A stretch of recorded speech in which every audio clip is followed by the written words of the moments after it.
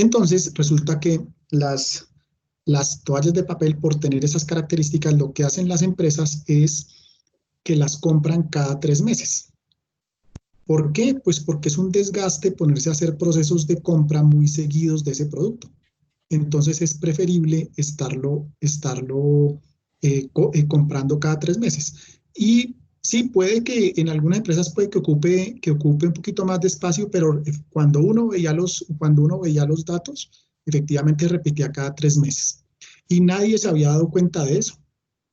Nadie se había puesto a fijarse en eso. Entonces, ¿qué pasaba? Que cuando hacían un promedio móvil, aplanaban los picos y subían los valles. Entonces, en el mes en el que había pico, el pronóstico estaba por debajo. Entonces se mandaba a producir menos de lo que se necesitaba. Y cuando estaban los valles, el forecast decía que era más, entonces quedaba sobrando inventario. Entonces eso era lo que les generaba que a veces en esa empresa tuvieran más inventario del necesario y a veces se quedaran con faltantes.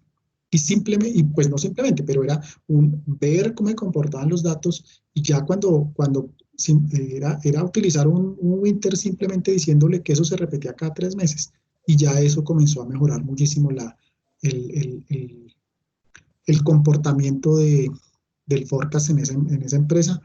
Y pues efectivamente el proyecto que se hizo fue proponerles revisar todos los artículos, todas las líneas y tratar de verificar cuáles eran los comportamientos. Y se vio en muchos casos que no se habían identificado estacionalidades, sobre todo en ese tipo de artículos que eran de las líneas más institucionales, esa estacionalidad de cada 3 meses era muy evidente. Listo, Cristian, entonces si nos cuenta lo que estamos viendo. Listo, ya pude proyectar lo que...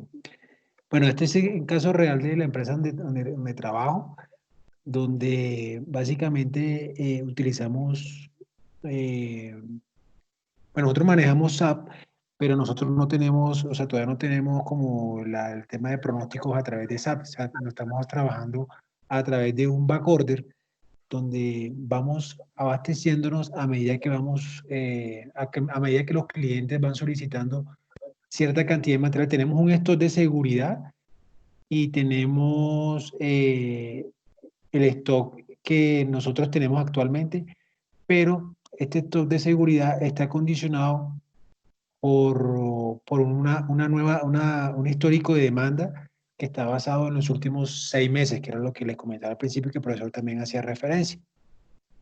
Entonces, a medida que veníamos avanzando en la clase, decía, pero entonces estamos haciendo muchas cosas mal, porque si yo meto todo esto en una bolsa de promedio muy simple, o sea, a medida que van pasando los meses, yo acá trabajo los meses, las ventas de junio, después las ventas bueno, de todos los meses que siguen, yo lo que voy haciendo es corriendo, haciendo un promedio, ¿sí? Acá lo trabajamos, una media de los últimos meses, ¿sí? Y también trabajamos con un percentil que el profesor sí me ayudó a cómo identificar, porque a mí tampoco me parecía que el percentil que fuera como una medida para poder pedir, pero él sí me explicaba cómo estaba configurado para a qué se refiere el percentil, y este percentil lo que hace es que me incrementa mucho la demanda. Si se fijan, las demandas son mucho más altas que el promedio, entonces generalmente el percentil lo que hacía era elevarme el estimado que yo debía utilizar. Y también utilizan una desviación estándar también como, como un indicador de lo que se debe pedir. A mí me pareció que tampoco estaba muy bien que el criterio de pedir también con una desviación estándar. Entonces, sobre estos tres criterios se pide qué pedir de este material con base en los últimos 6 meses. Y uno, antes de iniciar el mes, escoge si se va con media, se va con desviación estándar o se va con percentil. Entonces, esto es como lo estamos trabajando. Esta base alimenta esta fórmula de acá que es esto de seguridad, y se trabaja con estos de seguridad que muchas veces no es muy desfasado, o sea, nos hace incrementar mucho el inventario. Bueno, nos está haciendo incrementar mucho el inventario y por eso lo estamos analizando como por grupos, porque no es el mejor criterio para uno trabajar, llevar la demanda al stock de seguridad o el nivel de inventario al stock de seguridad. Básicamente eso es como lo estoy trabajando, que eso es lo que yo quiero reformular porque esto lo recibí yo de esta forma. Entonces lo que tengo yo, mi misión es pues mejorarlo porque no me está sirviendo del todo para yo trabajar la demanda donde yo trabajo. No sé si tienen alguna pregunta o alguna sugerencia.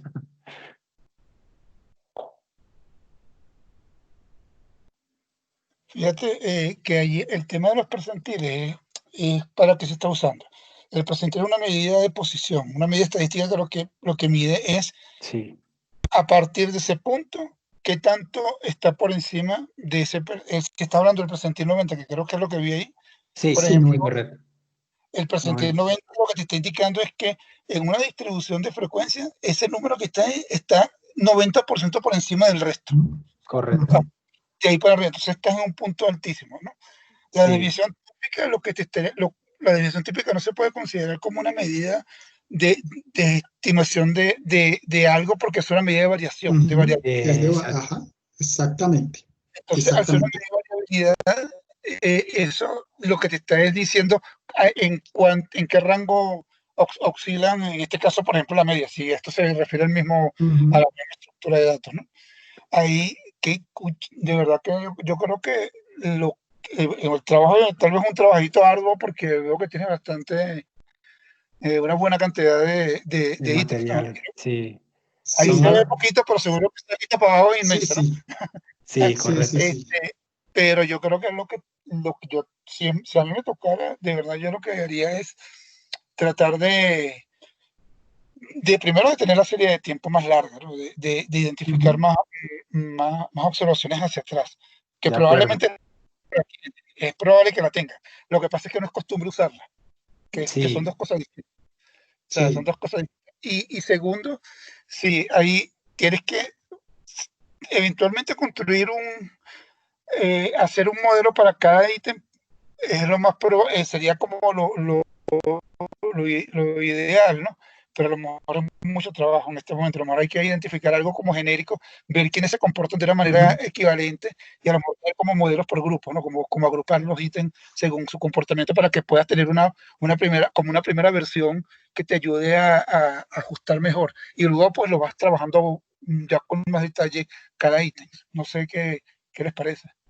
Rubén, sí, exacto, porque ese era mi punto, porque como son tantos materiales, llegar digamos que hacerlo uno a uno, pues sería algo demasiado tedioso. Entonces, la idea es, ¿cómo hago yo? Porque no lo puedo meter todo en una bolsa, porque cada material tiene su particularidad. Entonces, ese es como el objetivo, como llegar a ese punto donde no sea como algo tan tedioso hacerlo uno a uno. Sí, ya ahorita les hago unas observaciones. Carlos quería intervenir. Sí, profe, gracias. Pues, Cristian, no sé, de pronto sí, de pronto podamos evaluar ahí qué tan fácil es agrupar por familia de productos. Pues aquí Sí. veo que hay muchos codos, muchos tubos, cada uno tendrá sus características, pero de pronto sí se agrupa por familias de productos y puedes hacer un pronóstico por familia. Sí, de hecho yo lo tengo por familia, Carlos. De hecho yo lo tengo separado, tengo categorizado incluso también y lo tengo separado por acá por grupos, o sea, por proveedores. O sea, estas son como mi segmentación. Pero entonces Ok. entre cada proveedor, los materiales puede que no tengan el mismo comportamiento, lo que mencionaba ahorita también alguno, profesor, no sé si me había comentado eso también, que si o sea, si yo lo agrupo, cojo todos los de hierro, un ejemplo de estos de acá, o de acerías de río, cada uno de estos materiales puede tener un comportamiento diferente. Entonces, sí, es que, bueno, ahí eso que estuvimos conversando ese día con Cristian, hablamos harto rato, es que me pareció buenísimo ver el ejemplo porque salen varios elementos buenos para hacer aquí como observaciones. El primero es que con tan poquitos datos no es tan buena idea uno trabajar, porque es que solamente son 6. O sea, 6 meses, pues uno diría, sí, son 6 meses, pero es que 6 meses es muy poquito. O sea, 6 datos para tratar de identificar un modelo puede ser muy poquito. Y más aún si en la base de datos tienen muchos más. ¿Cuál es el problema de tener solamente 6 datos de 6 meses? ¿Qué pasa si, por ejemplo, no tengo ni idea, no conozco el negocio, hasta que no ve uno con detalle los datos uno no se puede dar cuenta de eso. ¿Qué pasa si de pronto alguno de esos productos tiene estacionalidad? Yo no sé, por ejemplo, que resulta que por ahí ve una malla, entonces no sé, por ahí una malla que es esa malla la malla que le dicen malla de pollo, la malla para corrales de pollos. ¿Qué Sí, tal que eso de pronto lo compren es cada 3 meses? Porque cada 3 meses hay que estar reparando los corrales de los pollos. No tengo ni idea, pero ¿qué tal que eso esté pasando? Con datos de 6 meses no lo voy a ver. ¿Sí? Entonces, si yo tengo datos de meses, por lo menos debería uno tener 2 años. ¿Por qué 2 años? Porque con 2 años uno está seguro de la estacionalidad. Y además los modelos automáticos van a poder reconocer esa estacionalidad. Con un solo año es muy difícil que le identifiquen. Casi que creo que en R le va a dar un error si uno le pone frecuencia 12 y solamente tiene 12 datos, creo que da error, no estoy seguro. Pero entonces la recomendación es esa, tan poquitos datos no es tan buena idea. Uno debería tener unos pocos datos más. ¿Qué otra observación me sale a mí que precisamente lo estamos discutiendo? Hay como dos oportunidades de uno construir el forecast. Que si uno lo ve de una forma jerárquica, está abajo, pues si uno lo ve como una estructura. Voy a compartir un momento mi pantalla. sí, tranquilo.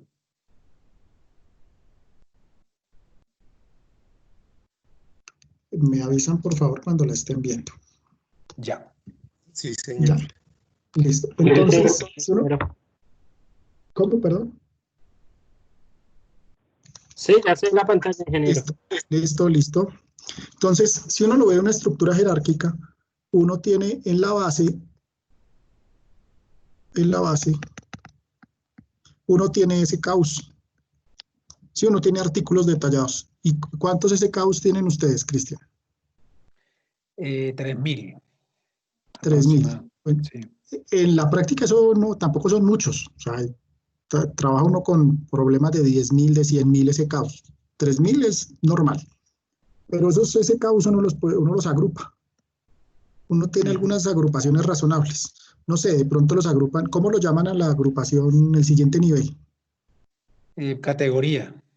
Entonces tiene una cosa que se llama categoría. ¿Cuántas categorías tienen? 6. 6 categorías. ¿Y eso lo agrupan en algo más?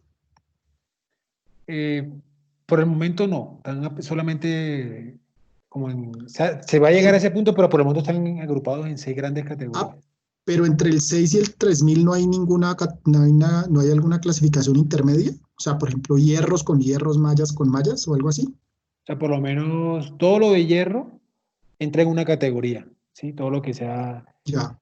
PVC es otra categoría, todo lo que sea PVC. Por eso Bueno, le digo que todos los 3.000 bueno, están pues segmentados en 6 puede categorías. ser también de pronto eso desde el punto de vista de operaciones, pues puede ser algo para trabajar que sería esto como que pasan de una vez de 3000 a 6000 como muy rápido. Es decir, yo creería 3.000. que uno podría agrupar en subcategorías o como lo quieran llamar.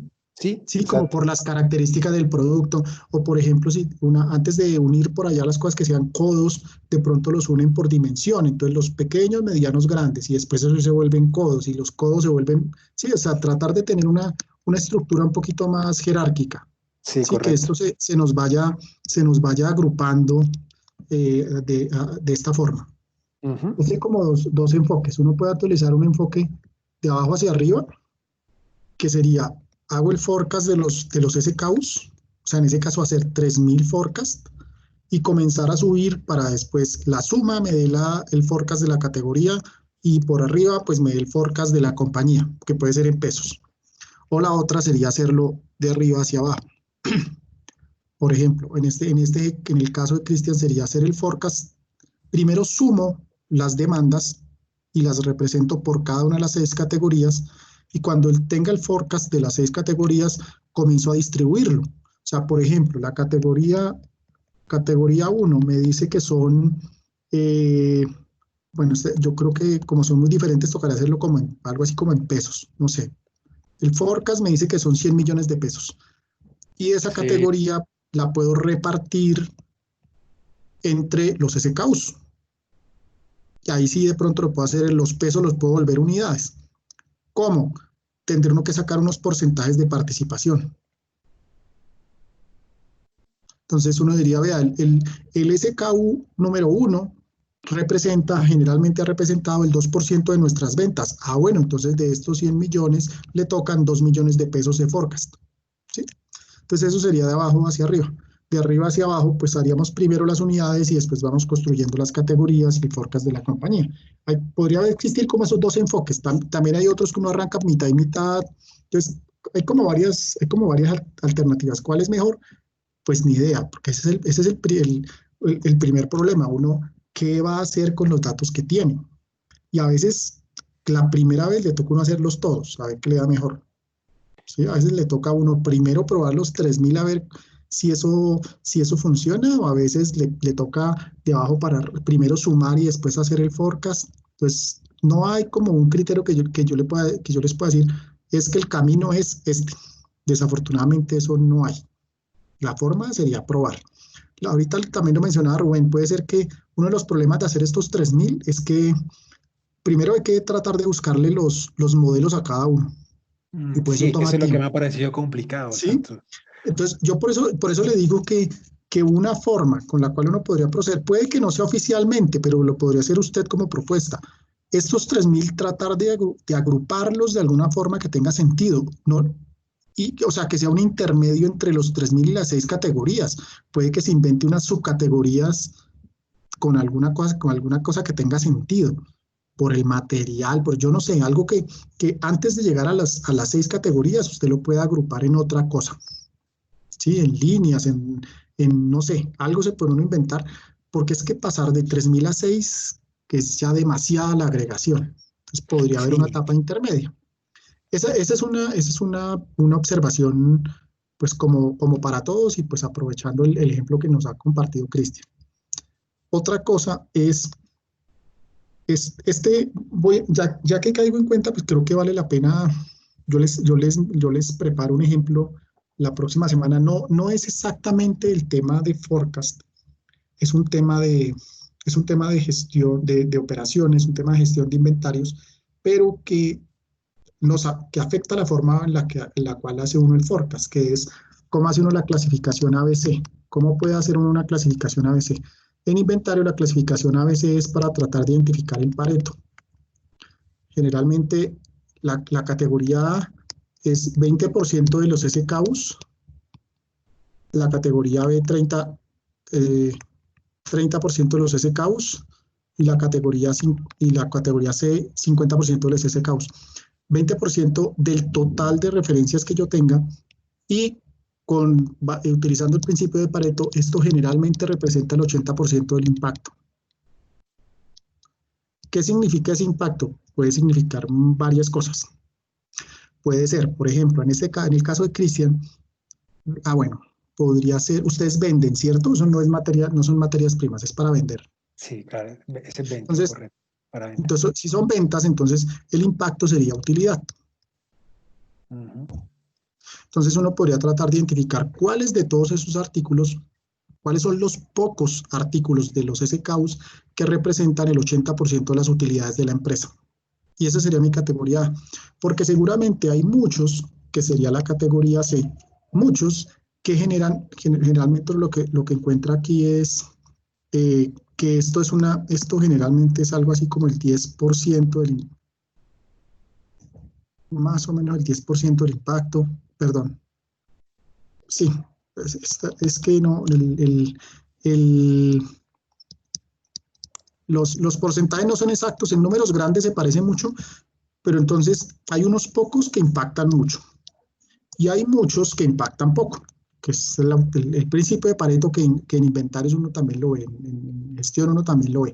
Entonces la idea en una clasificación a veces es identificar cuáles son los A, cuáles son los B y cuáles son los C. Esto porque sí es muy importante también a la hora de hacer forecast. Porque ¿en cuáles debería esforzarme yo? En los A. O sea, si yo encuentro que hay unos poquitos A, que son los que me dan la mayor utilidad a la empresa, eso sí vale la pena que usted vaya y le haga un modelo a cada uno. ¿Por qué vale la pena hacer el esfuerzo? Porque lo que usted haga mejor, bien ahí, va a impactarle muchísimo en las utilidades de la empresa. Sí, claro. En cambio, en estos que son B o C, que son muchos, pero que su impacto no es tan alto, pues pues no necesariamente en los B uno puede hacer un esfuerzo intermedio y decir, oiga, los B yo de pronto les puedo hacer, bueno, de pronto una suavización doble como para que me tengan en cuenta un poquito como las tendencias, o de pronto los agrupo para que sea más fácil y después de agrupado los analizo. En cambio, los C, que son muchos artículos de los SKUs que tienen muy bajitas utilidades, que representan muy poco las utilidades de la empresa, a eso sí, ni se complique. Eso sí, si quiere hacerlos por un promedio móvil, no importa porque el efecto que tiene es muy poquito. Un ejemplo de eso sería, con un ejemplo que lo entendamos todos. Imagínense que tuviéramos que hacer forecast en Home Center, ¿sí? Tuviéramos que trabajar, vamos a trabajar en Home Center y nos piden que hagamos forecast. Y tenemos dos productos para hacerles forecast. Uno de los productos son un producto que sea costoso, pueden ser las neveras. Y tenemos otro producto que se vende mucho, que son los tornillos de media. Tornillo de media pulgada. Y supongamos que cuando analizamos los datos, vemos que las neveras son estacionales, vemos una serie de tipo estacional, y los tornillos de media también tienen un comportamiento estacional. ¿Qué recomendaríamos, qué método de forecast recomendaríamos para las neveras? De los que se han visto. ¿Qué podríamos usar? Sí, por hacer la suavización. Sí, podemos hacer una suavización triple. Podemos hacerlo con Hold Winters. Listo. ¿Por qué? Porque Hold Winters no reconoce la estacionalidad. ¿Qué usamos para los tornillos? Pues la teoría nos dice que si vemos una serie estacional, lo recomendado es hacerlo con Hold Winters. Pero la práctica nos dice, ¿para qué usted se va a desgastar con un producto que muy seguramente los tornillos hacen parte de la categoría C? Porque puede que se vendan muchísimo, pero la utilidad es muy bajita. Entonces, no sé, un paquete de tornillos puede valer 500 pesos. ¿Qué utilidad nos deja un paquete de tornillos? 50 pesos por bolsa.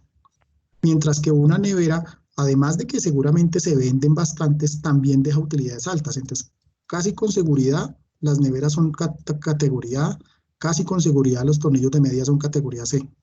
¿Para qué me voy yo a ponerme a gastar tiempo, a hacer esfuerzo en meterle un método de Winters a un producto que si reduzco el error de forecast, no me va a impactar mucho en mis utilidades? En este yo diría, no, ¿para qué nos ponemos a hacer un Winters? Simplemente hagámosle un promedio móvil. ¿Nos vamos a equivocar más? Sí, seguramente nos vamos a equivocar más, pero ¿qué tanto nos cuesta ese error? Muy poquito. O sea, si nos equivocamos en un producto C, no es tan grave como si nos equivocamos en un A. Entonces, al A yo sí le haría el mejor modelo de forecast posible. Al C, yo digo, no, a eso no le gastemos corriente. Hagámosle un promedio móvil y sale. ¿Sí? Entonces, fíjense cómo esa clasificación ABC es una guía también para uno orientar sus esfuerzos al hacer forecast. ¿Dónde tiene que hacer más esfuerzo? En las categorías A. ¿Dónde tiene que hacer el mínimo esfuerzo? O sea, obviamente algo que tenga sentido, pero ojalá con mínimo esfuerzo en las categorías C.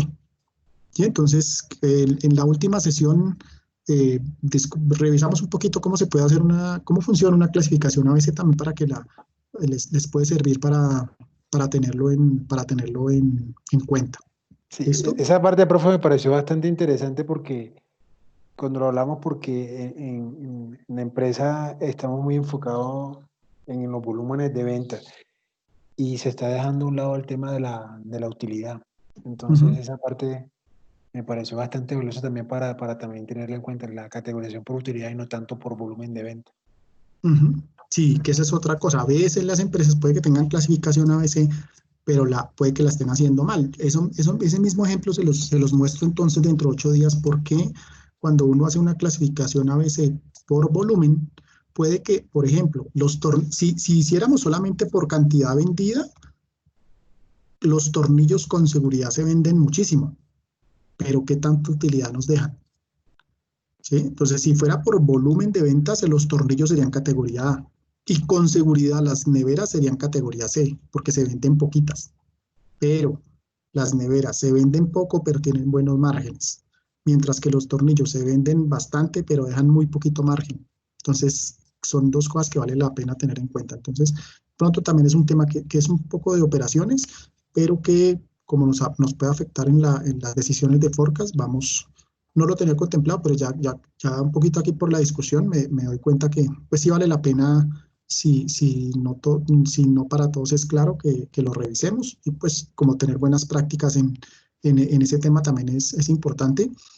El ejercicio lo hacemos, yo tengo datos reales con muchísimos SKUs, un ejemplo que tengo una base de datos de 10.000 SKUs que son datos reales de un inventario, y uno comienza a ver ahí unas cosas bien interesantes de cómo funciona la clasificación a veces, y les muestro un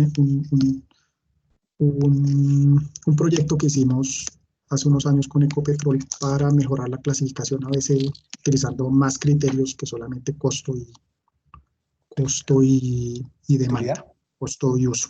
No porque el proyecto fue para elementos de reparaciones. Sí, es una bodega de mantenimiento, entonces los artículos eran completamente diferentes. Entonces eso toca por costo. En teoría por costo, pero le pueden involucrar otras características. Ese día les cuento un poquito con más detalle del tema. Otra cosa que me surgió un poco como de conclusión para hacer la observación de lo que estuvimos hablando ese día con Cristian, lo que Cristian nos cuenta que hacen los percentiles, el ejercicio que hacen con percentiles es que allá tienen unos datos, ¿cierto? Supongamos que tenemos estos datos históricos. Estos son mis datos históricos, por aquí se acaban. Entonces están haciendo un forecast con un promedio móvil. Listo. Calculan una desviación estándar. Esa desviación estándar entonces nos dice qué tanto para arriba o para abajo me puedo mover. Fíjense que eso mismo lo pudimos haber hecho con un error de forecast. Pues básicamente lo mismo, un error de forecast es una medida de dispersión. Yo en algún tutorial les muestro cómo esos errores se pueden utilizar para hacer una estimación de la desviación estándar. Finalmente uno lo que estaría suponiendo cuando uno tiene una serie estacionaria es que la demanda se distribuye de forma normal, ¿sí? Como que se distribuye así, ¿cierto? Con media igual al forecast. Y con desviación estándar, bueno, como la queramos estimar. ¿Qué significa ese 90% que están tomando allá? Que quieren que se encuentre un valor que es superior al 90% de los otros valores. ¿Sí? Ese es el percentil 90 que tienen allá. Ajá. ¿Sí? Entonces, un valor del 90. Entonces, aquí lo que yo le decía a Cristian es que se están mezclando muchas cosas dentro del mismo proceso. Están mezclando lo que es un forecast con lo que es un proceso de decisión en operaciones, que eso no se debe mezclar. El forecast es simplemente materia prima, no es una decisión, ¿sí? No es lo que toque hacer. Por ejemplo, en ese caso, entre la decisión de inventarios y el forecast, tiene que haber un proceso intermedio de toma de decisiones de inventarios. Entonces, ¿qué pasa cuando están cogiendo el 90%? Que esto da un valor, el que sea, no sé, allá les daba 3.000. El forecast, no sé, me da 2.000. ¿Qué pasa cuando uno toma la decisión de pedir como lo están haciendo donde Cristian, que a veces dicen, no, cojamos el percentil 90? Es al mezclar la decisión de inventarios con la información del forecast sin un análisis como previo de las consecuencias. ¿Qué está pasando? Listo, puede que yo decida pedir 3.000 o que diga, no, el forecast es 3.000. Claro, hay una probabilidad. ¿Qué significa el percentil 90? Que hay una probabilidad del 90% de que la demanda esté por debajo de 3.000. O sea que uno diría, eso en inventarios significaría un nivel de servicio. Tendríamos un nivel de servicio del 90%. Tenemos una probabilidad del 90% de satisfacer la demanda si pedimos 3.000. Y uno diría, oiga, pues sí, eso está muy bien, que planee con esos 3.000. Pero hay un problema, que tiene una probabilidad de satisfacer la demanda o sea, hay una probabilidad del 90% de que la demanda sea menor de 3.000. O sea que también es probable que le pidan 1.000. Ajá. Y tiene la misma probabilidad del 3.000. No. ¿Sí?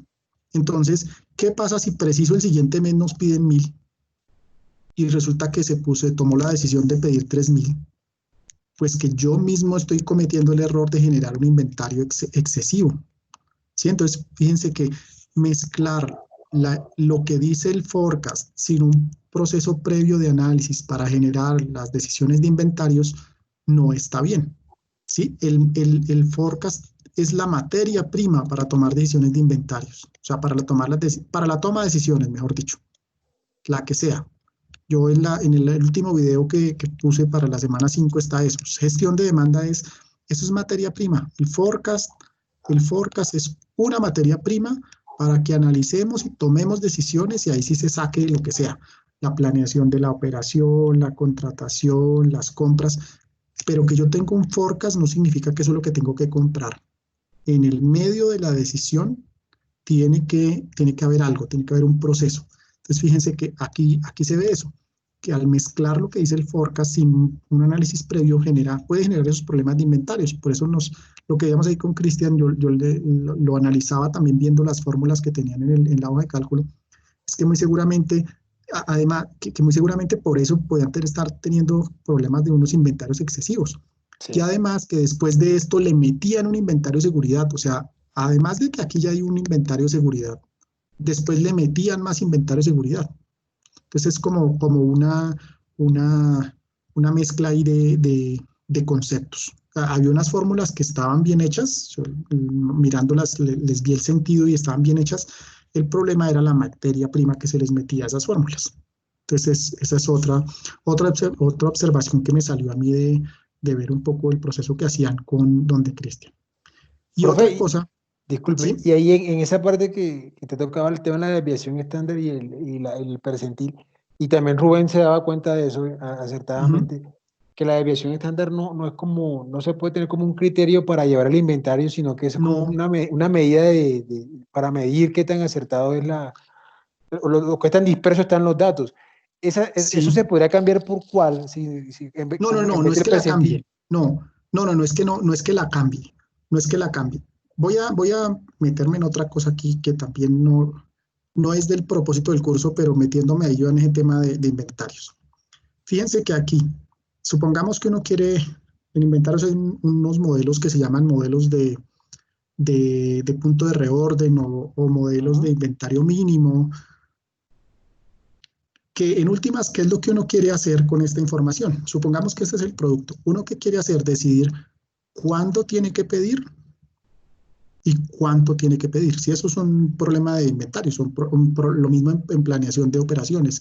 Yo tengo que decidir cuándo tengo que producir y cuánto tengo que producir. Entonces, el cuándo en un modelo de inventarios es, yo debo tener un determinado nivel de mis inventarios para que cuando mi inventario llegue a ese punto, me diga, ojo, usted tiene que disparar un pedido. ¿Sí? Eso se conoce como el punto de reorden. ¿Cómo calcula uno un punto de reorden? El valor esperado de la demanda durante el tiempo de entrega más la desviación estándar de la demanda por la raíz del tiempo de entrega por un factor de seguridad. Como uno puede sacar esa información del forecast, pues el forecast ya lo tiene, ese es el valor esperado de la demanda por el tiempo de entrega. El K pues es un factor de seguridad que depende del nivel de servicio. Y el sigma uno lo puede sacar o así como lo sacan, que es simplemente la desviación, o lo más recomendable es hacerlo a partir de los errores, por ejemplo 1.25 por el MAD. ¿Qué es este pedacito de la fórmula? El inventario de seguridad. ¿Qué es este pedacito de la fórmula? Lo que espera uno que se comporte la demanda. Entonces, ¿qué tiene uno acá? ¿Qué significa eso? Que hay una parte que yo conozco o espero, es como conocida, entre comillas, de la demanda. ¿Qué es lo conocido? Mi forecast. ¿Qué es lo desconocido? ¿Qué tanto puede variar? Y como es desconocido, ¿yo cómo lo enfrento? Con un inventario de seguridad. Para eso es que me sirve un inventario de seguridad. Es decir, por eso es que yo le decía que este concepto de utilizar el percentil no está bien. porque uno, ¿cómo le hace frente a la variabilidad de la demanda? Uno le hace frente a la variabilidad de la demanda con el inventario de seguridad, no con el forecast. El forecast me sirve para tener una base. ¿Qué tanta demanda quiere usted atender probabilísticamente? Pues para eso es que define un inventario de seguridad. Que es, sí ven cómo la información del forecast alimenta esos otros procesos. Como tal, yo viendo la información que tengo acá, yo no tomo la decisión, simplemente me dice, eso es lo que creemos que va a pasar. Ahora sí, alimente sus procesos de toma de decisiones, el que sea, con esa información. Entonces, ese es un elemento ahí como para tener en cuenta. Y otra cosa que también es parte como del último video que está en el curso, era algo que me contaba también Cristian de cómo funcionaba la relación con mercadeo, que cómo era el proceso como que estaban llevando. ¿Con mercadeo, profe? Sí, que les decían, queremos vender tanto y Ok, ahora ok. sí hágame el forecast. Sí, sí, sí. Que ellos tienen al principio de mes, la parte de ventas nos informa que queremos vender o aspiramos a vender estas cantidades para este mes, ¿sí? Entonces, sobre eso se planteaban el forecast, sobre lo que ellos aspiraban a vender. Y pues tampoco debería ser así. Claro, entonces ese es un proceso que está, yo creo que está al revés, porque yo cómo me voy a poner una meta si no sé cómo se ha venido comportando históricamente la demanda. El proceso adecuado, creo yo, que es primero hago mi forecast y le digo, oiga, yo creo que según mi análisis de mi información histórica, la demanda del próximo mes va a ser de 100. Ahora sí entra mercado y dice, no, ese 100 está muy bajito, pongámonos la meta de vender 150 porque queremos aumentar las utilidades. Ah, bueno, listo, eso ya es otra cosa, pero yo le digo 100, porque qué pasa si fuera al revés? Puede que me digan, la meta es de 150, pero resulta que mi forecast me dice 100. ¿Y cómo hago para cumplirlo? Si es que históricamente no se puede. A menos que me digan, no, es que vamos a hacer un esfuerzo de mercadeo, vamos a meter más vendedores, vamos a buscar más clientes. Ah, bueno, se cumple. Pero el problema también podría ser otro. ¿Qué pasa si a mí me dicen que la meta, supongamos que el forecast histórico, cuando analizo históricamente, me dice, el forecast puede ser 50, ¿sí? Pero alguien dijo por allá que la meta era 25. O sea, entonces, ¿qué hacemos? ¿Vendemos menos de lo que dice el histórico? ¿Sí? Entonces, por eso es que la cosa puede estar al revés. Yo primero doy el forecast y ahora sí pónganse las metas. ¿Sí? Eso es parte de la gestión de demanda. El forecast es materia prima creo yo, de todos los procesos de decisión. Pero primero hay que hacerlo y después sí tomar la decisión, no al revés. ¿Sí? No mezclar como los conceptos. Y pues eso fue otra como observación que me surgió a mí como interesante para hacer en Sí, relación al curso. de acuerdo. ¿Sí? No sé si alguien tenga algún comentario, alguna duda.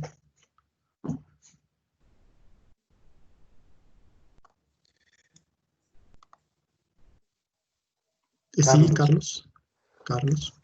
Sí, profe, de pronto cuando uno se pone esas metas, digamos, tan ambiciosas, cuando se desconoce el histórico de cómo se ha comportado el producto, a lo mejor es de pronto porque la persona es nueva como en el puesto y le pide como resultados, entonces dice, listo, esta es la meta, pero como sí, no está basado como en esos datos históricos, entonces de pronto es Claro. como un error que cae la persona.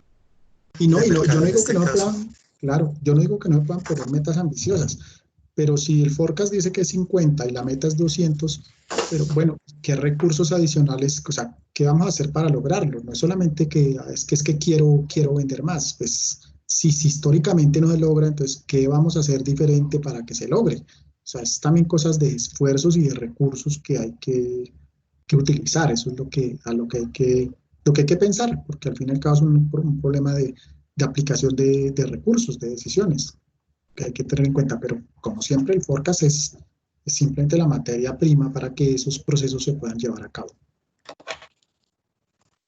De acuerdo. ¿Listo? Bueno, hoy les iba a mostrar un proceso que se utiliza en Data Science, en ciencia de datos, que pues básicamente eso es lo que uno está haciendo acá, analizar datos y tratar de identificar comportamientos, hacer proyecciones, es cómo utiliza uno sus conjuntos de datos. Y una práctica muy común en Data Science es utilizar lo que se llaman conjuntos de entrenamiento o conjuntos de training y conjuntos de prueba o conjuntos de test. ¿Eso qué significa? Que supongamos que yo tengo 100 datos, supongamos que yo tengo 100 datos históricos. Hasta el momento todo lo que, como lo hemos hecho, es cogemos todos los 100 datos y hacemos un forecast, ¿sí? Utilizamos todos los datos para tratar de encontrar un modelo. Un inconveniente de eso es que sí, nosotros probamos un desempeño, calculamos unos errores, pero no estamos completamente seguros de que eso sea lo que va a pasar. O sea, eso fue lo que sucedió en el pasado. El error me dice, los errores lo que me dicen es, si usted hubiera utilizado ese método en el pasado, el resultado hubiera sido este. Pero, y bueno, pues uno con eso por lo menos hace una inferencia, uno dice, pues yo creo que eso va a seguir sucediendo, pero no es seguro. Entonces, una práctica común es que si yo tengo 100 datos, cojo los primeros para entrenar el modelo, por eso se llama conjunto de training, y utilizo los últimos datos para hacerle una prueba, es decir, como para simular, sin haber metido esos datos, como tratarlos como si fueran datos completamente nuevos, para ver cómo funcionaría mi modelo con esos datos restantes. Es muy común que uno divida el primer 80% de los datos sea su conjunto de training. El 20% restante sea el conjunto de test. Es decir, cogemos los primeros el 80% de los datos y con esos aplicamos todo lo que hemos visto. Cualquiera del método que sea, aplicamos con esos 80 y con los últimos 20 lo que hacemos es probar cómo sería el desempeño real. Listo. Entonces, vamos a hacerlo con un ejemplo. En el campus virtual está por aquí, en la semana, en el final de esta semana está este conjunto de datos que se llama azúcar día. Bueno, voy a abrirlo primero en R.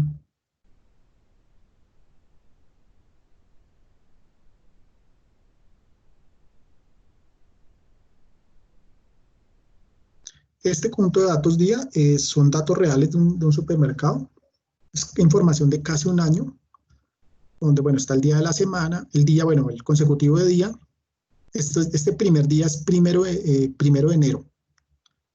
Estos fueron estos no son demanda y no ventas, no hay otra forma de trabajar, en este caso ventas. Y esta última columna es 1 si el día fue festivo, 0 si el día fue día normal. Es para un ejemplo que les muestro esta semana. Entonces es información ahí adicional, para explicarles cómo está ese conjunto de datos. Entonces, vamos a ver cómo podríamos, para este ejemplo, dividirlo y trabajarlo con conjuntos de training y conjunto de training y de test, de entrenamiento y de prueba. Entonces voy a cargar primero las librerías.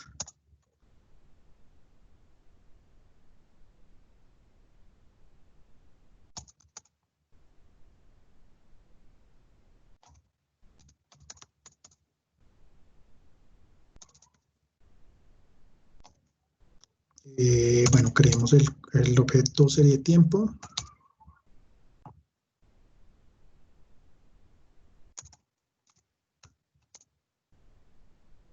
Y es la columna azúcar blanco, que es donde está la demanda. Hay muchas funciones con las que podemos separar los datos en subconjuntos. Cuando se trata de series de tiempo, hay una que se llama window, hay muchas otras, no solamente el paquete forecast, sino inclusive del paquete base. A mí me gusta usar dos que se llaman las funciones head y tail. Entonces, voy a sacar primero el conjunto de training. El training. El training es yo quiero sacar el primer 80% de los datos. Pero entonces me faltó aquí una cosa. Quisiera saber cuántos datos hay. Voy a utilizar la función length de demanda. Aquí lo vemos aquí abajo, me dice que hay 343 datos. Saquémosle el 80% a 343. Me dice que son 274, el 80%. Entonces, 343 menos 274. Entonces, los primeros 274 datos de esa serie de tiempo los voy a coger de entrenamiento. Los otros 69 los voy a utilizar de prueba. O sea, voy a buscar mi modelo con los primeros 274 datos nomás. Los otros 69 los voy a guardar y les voy a calcular el error, a ver, como si yo no los conociera, mejor dicho. Solo que la idea de esto, hacer como si esos no los conociera, para probar como en condiciones más o menos reales, pues obviamente es una simulación, tratar de probar más o menos en condiciones reales cómo funcionaría el método. Entonces, para sacar mi conjunto de training, utilizamos la función head. Cabeza, entonces hacemos head y tail, como cabeza y cola. Entonces vamos a coger la cabeza, que es la cabeza de mis datos de demanda. Quiero sacar los primeros 274. Entonces vamos a verlos.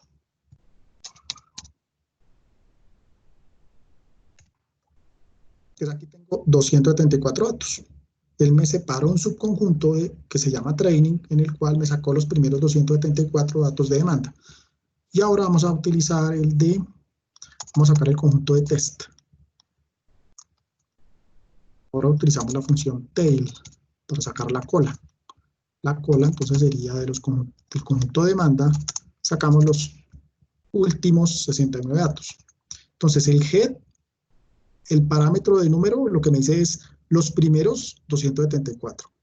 En la función tail, el número significa los últimos 69 datos. Y listo, ya tengo mi conjunto de training y mi conjunto de test. Ahora vamos a buscar un modelo, vamos a ajustar un modelo. Entonces, hagamos un forecast de demanda. Apliquemos primero una suavización simple. Entonces lo hacemos con el conjunto de training. Y para poder hacer la prueba, tenemos que decirle que nos haga un forecast de 69. ¿Para qué? Pues para que después lo podamos probar. Después podamos probar este resultado con el conjunto de test, con los 69 que tenemos guardados. Tenemos que generar 69 valores de forecast. Listo. Miremoslo cómo nos dio.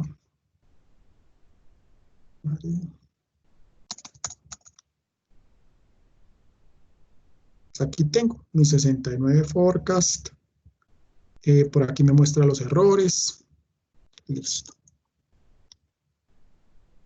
Si queremos mirar, cuando queremos comparar, ahora sí, ¿cómo se vería eso frente al conjunto de test? Utilizamos la función accuracy. ¿Qué le tengo que decir? Que me compare el forecast, el modelo de forecast. Aquí lo que va a hacer es coger los valores pronosticados y me los compare con los valores que yo tengo guardados de mi conjunto de test. Entonces le estoy diciendo, cójame estos 69 forecast, valores de forecast que me hizo, compáremelo con estos 69 que yo tenía guardados. Y entonces esta función lo que hace es mostrarme cuáles son los valores de los errores para el conjunto de training. Obviamente fíjense que aquí me dice MAE 9.04, pues este mismo que yo tenía por acá arriba, 9.04. O sea, me muestra, pues ese era el que yo había sacado de mi modelo. Entonces me dice, este es el map o los errores de los primeros 80 datos que usted utilizó para encontrar el modelo. Y ahora, si usted con ese modelo pronosticara los siguientes 69, el error que tendría sería este. Entonces, fíjense que cuando uno lo mira dice, pues sí, está como bien. El error que yo creía que iba a tener mi modelo era 904 y cuando le pongo datos nuevos, lo enfrento a datos nuevos, me da un error de 9.31. Me dice, sí, tiene como sentido. Si lo miramos con el MAPE, el error estimado era 68% y el error con los datos nuevos es de 72%. Me dice, sí, el modelo como que funcionaría bien en el futuro. Si yo le pongo datos desconocidos, parecería que el modelo se comporta bien. Hagamos lo mismo con otra técnica. Vamos a hacer un forecast 2 y hagámoslo con un halt, o sea, con una suavización doble. Entonces, vamos a hacerlo con training. Le decimos que lo haga por los siguientes 69. El resultado está. Aquí tenemos, pues obviamente me da otro resultado. Cuando doy los errores, me dice, vea, el estimado es un MAP de 9.09 o un MAP de 69%. Y vamos a calcular la precisión con el conjunto de test. Y que me lo compare con el conjunto de test. Este tiene un desempeño diferente. Fíjense que con los datos, cuando los conocía, me daba un MAP de 909, pero cuando lo enfrento a nuevos datos, él se equivoca más. Me da un error de 10.06. Lo vemos también en el MAPE. El error estimado de los datos, cuando eran conocidos, con el primer 80% de los datos, me da un MAPE de 69%. Cuando lo enfrento a nuevos datos, me da un MAPE de 79%. O sea que parece que este modelo, cuando lo enfrento a nuevos datos, comienza a tener problemas. Voy a hacer una gráfica para ver, que miremos gráficamente los resultados. Entonces, grafiquemos demanda primero. Y ahora grafiquemos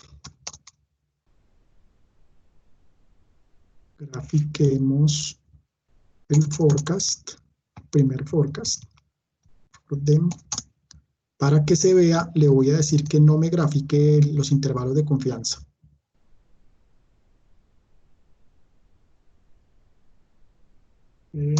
False. Entonces, ahí no me va a graficar los intervalos que vemos siempre con valores con azulito más claro, no nos va a mostrar. Y pongámosle un nombre a la serie, para que también me le dé un color diferente y me muestre cuál es. Con un color me muestre cuál es. Visualización simple. Y autolayer de Forten 2. Intervalo de confianza falso. Es suavización exponencial doble. Creo que ya quedó. Listo.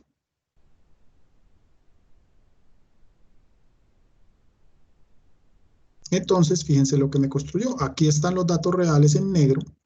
Todos esos datos yo los conozco. Por aquí me dice, aquí está el 80%. Aquí están los primeros 274 datos que fue con los que yo saqué mi forecast. Y aquí están las dos propuestas de forecast. En rojo está la suavización doble. En este verde está la suavización simple. Entonces, efectivamente, uno ve que lo que me proponía la suavización doble era que aparentemente la demanda iba a seguir creciendo, pero resulta que no. Cuando uno mira los datos, como que más o menos se mantiene. Inclusive puede que ese forecast que nos está proponiendo no esté identificando otros componentes. Entonces esto le da a uno como una visión un poquito más real de qué pasaría en el futuro. No es, obviamente, esto sigue siendo, es un problema de incertidumbre, es un problema de riesgo, pero con esto también podemos ver qué tanto riesgo podemos seguir corriendo hacia el futuro y hacer análisis como podemos hacer una especie de simulación de lo que podría suceder si llegaran datos nuevos y de verdad tuviéramos que poner en funcionamiento el forecast. Entonces, este también generalmente es una buena práctica, pero necesita unos datos. O sea, si no hay suficientes datos, o sea, si, por ejemplo, en el caso de que estábamos viendo ahorita con Cristian, si yo no tengo sino 6 datos, entonces me queda un conjunto de training de 5 datos y un conjunto de test de 1 dato. Pues también la cosa se vuelve todavía más complicada, o sea, hay todavía más incertidumbre por tener tan poquitos datos.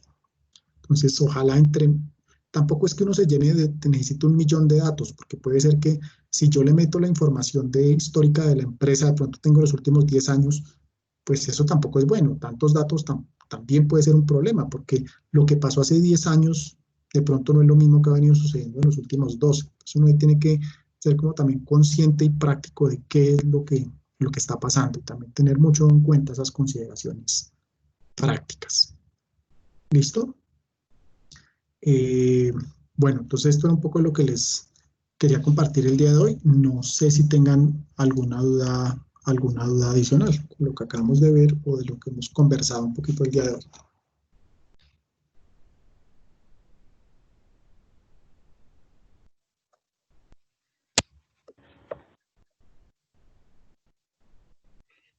No, bueno, yo todo bien por mi parte, realmente. Bueno. Carlos, una pregunta. Sí, Rubén.